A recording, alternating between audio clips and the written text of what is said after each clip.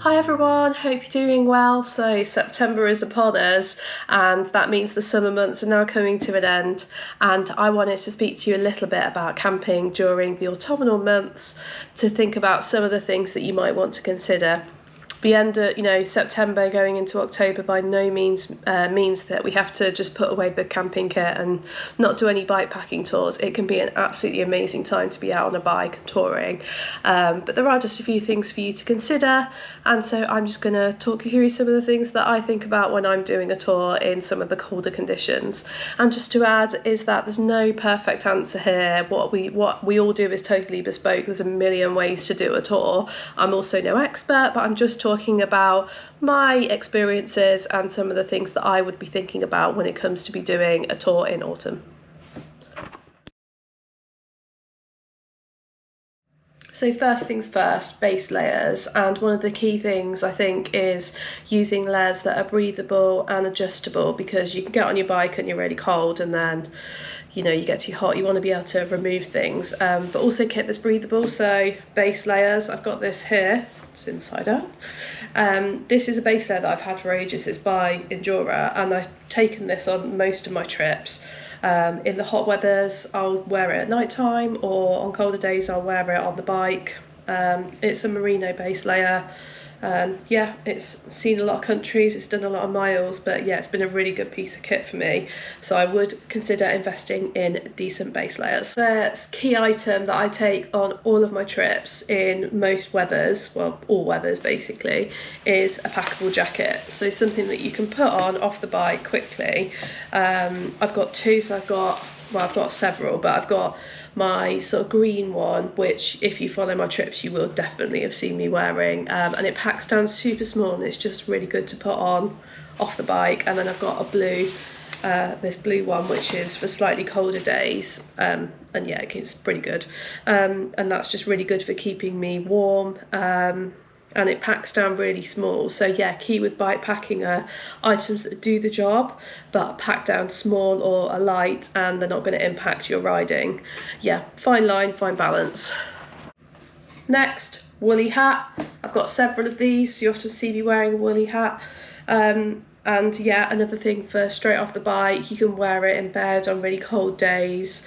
I'll probably take it on trips when I wouldn't usually wear it out and about on normal days, but when you get off the bike often my temperature drops, so it's just really important to keep warm, and yeah, a key item.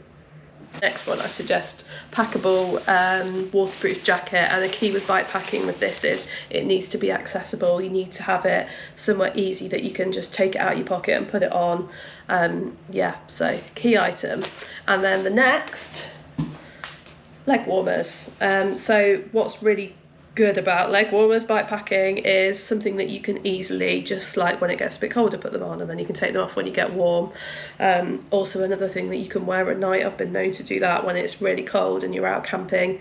So yeah, just some key clothing pieces to think about, but I definitely feel like the tip for this time of year is layers, things that are light but do the job well, and also things that are breathable. So yeah, they're my considerations. Obviously you have to take into consideration the conditions and the type of riding that you're going to be doing, to make the right setup for you. So then on to camping kit, and don't feel put off by it not being June, July and the best summer months for camping. If you've got the right kit you can still camp, so yeah, don't overthink it sometimes. I mean, prepare, make sure you're prepared, but sometimes you can talk yourself out of things with too many, oh, what if this, what if this, what if this. If you're prepared, you'll be okay. So first thing, my tent. I get lots of questions about what tent I have. The tent I've used for all of my tours since I've started is the Outkit Soloist, and I've been really impressed and pleased with this tent. It's always kept me dry, it's never blown away, it's lightweight, it packs down small. So yeah, it's an ideal one-person tent. It doesn't leave loads of room for lots of luggage, but I don't have the luxury of being able to carry a lot of luggage, so it's fine for me. So I believe this weighs 1.2 kilograms. It packs down small, it will compress a little bit more. It can go in a handlebar bag at the front of my bike. Yeah, it's always been really good. And you've also got the option where on sort of very summer lightweight tours, you don't have to take the inner.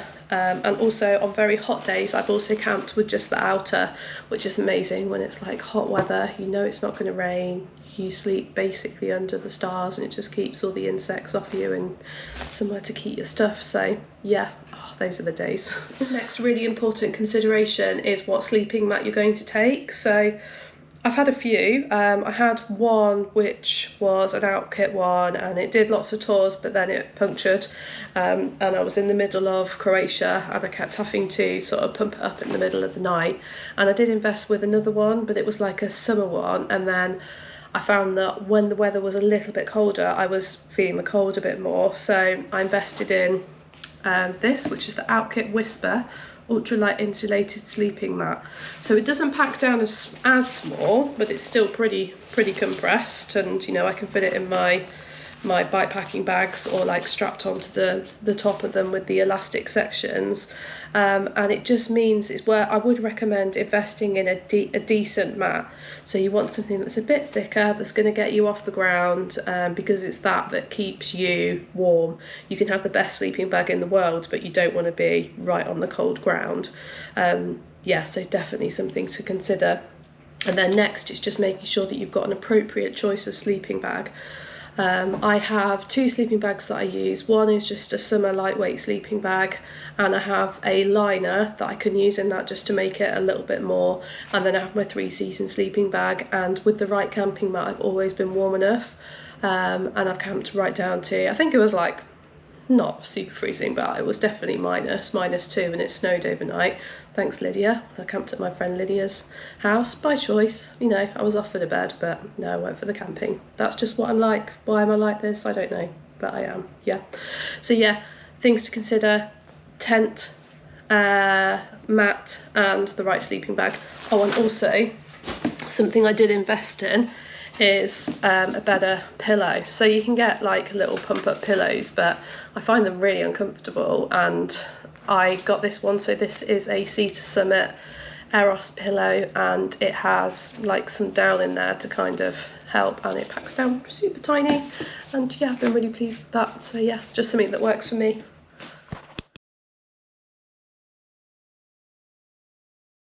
Next things, conditions and what bike. So again, when I started touring, with that key being like just wanting to cover miles far as fast as possible, definitely it was on my road bike, but now I always use my gravel bike, and the reason for that is it gives me more options to go on different tracks, different types of roads, and often sometimes I am on my gravel bike on road, but the option's there. So something to really think about this time of year is what sort of riding you're going to be doing, where, and what bike, and having suitable tyres, kit, setup. Again, it's just something to consider.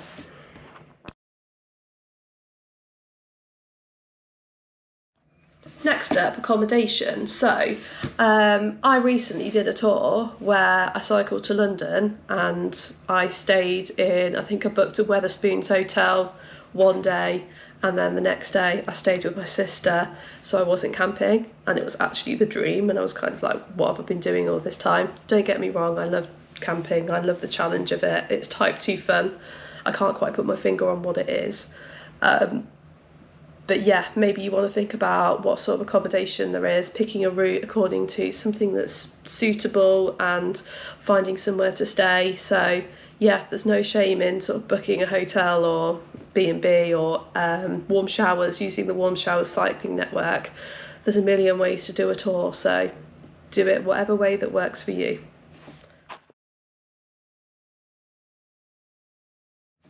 Next up, food and hydration. So basically basics of cycling, but a key thing of bikepacking is really making sure that you're doing everything to look after yourself. So thinking about food, what you're carrying, when you're going to have food stops, making sure you're drinking enough, and that's especially important going into autumn and winter, because I think there's that tendency to feel like you're not as thirsty, so you don't drink as much. But actually it's really important to get those basics right, because if you look after yourself, it really helps with your riding the next day, and that's a key thing. You've got to get yourself from A to B, and you've got to look after yourself, and that's one of the things that I love about bikepacking, because I feel like that's all you have to worry about: the route, getting myself from A to B, navigation, looking after myself, and that's something that I absolutely love. But it is a skill, and it is something that's really important to get right. Yeah, so definitely think about what you're carrying, where you're going to refuel, and just making sure you're taking on enough calories for the type of riding that you're doing, and especially in the colder conditions where you're going to be burning more calories. So something that's a bit of a challenge with bikepacking in the colder seasons is that whole getting sweaty thing. So you need to be thinking about your day clothes and your night clothes, and your ride cycling clothes and your off-bike clothes. When you get off the bike, it's really important that you get yourself dry and get yourself into your warm clothes as soon as possible. And that can be a challenge when cycling because you get sweaty, and yeah, just one of the joys of what we do. So it's kind of like having a system and a procedure in place. Think about how you're going to manage that, to make sure that you're getting dry and comfortable, because you've got to make sure that your day clothes are kept dry. Otherwise that's going to be miserable, and then you get cold, and yeah, it's just not good. So yeah, make sure you've got a plan in place and how you're going to manage that.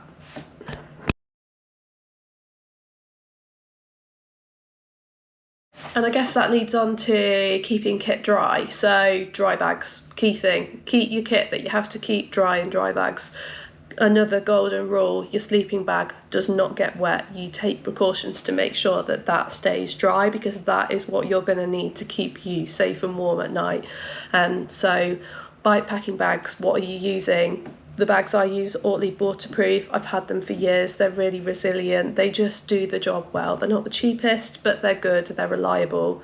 So I would recommend maybe looking at Ortlieb waterproof bags, and then having dry bags that you keep your kit in within your bags, or if you're packing it on top. But yeah, key thing, keep your dry kit dry. There's just no way about it. You just got to do it. And if you get it wet, you've got to find somewhere to get yourself to get it dry. You know, before I've had all of my camping kit drying in a youth hostel room. I had the whole room booked. It was in Inverness. My sister booked it for me. My sleeping bag was dry, but just like getting my tent dry and all of those sort of things. So yeah, just having a plan for how you're going to manage it. But of course you can always pitch a wet tent. It wasn't game over, but yeah, something to think about again.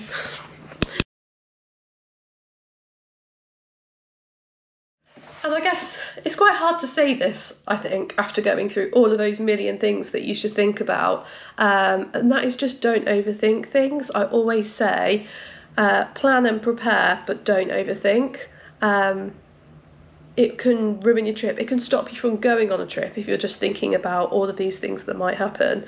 And it's one of the reasons why when I'm doing some of my trips, I don't actually tell certain people what I'm doing, because they'll go, oh, what about this, what about this, what about this, what about this, and put their insecurities onto me. And it's really important that you still get out there and do the things that you want to do, but that you do them safely and that you're prepared for them. It might be that you need to work up to doing those trips, but yeah, just if you want to do something, find a way to do it. Be safe, but there's always a way, or for most things. So yeah, so that's all of my advice for today, and that's all from me for this bike packing video. So it's a bit different to some of my other videos that I put together. I'm not on a bike, I'm not in cycling kit for a start. But I really hope to be back out there soon. I really miss it. I've been watching other vloggers' videos of trips and stuff. I was watching one earlier of a bikepacking trip in Scotland, and I just really miss it. It's my happy place and where I feel most free. So yeah, I will be back out there soon, I hope. But yeah, if you've got any questions, post them in the comments. If you've got any other top tips, also post them in the comments. Hate to sound like your classic influencer, but please like and subscribe and all of that stuff. Yeah, so good to see you guys. Stay safe out on the roads and enjoy whatever cycling and trips that you're doing.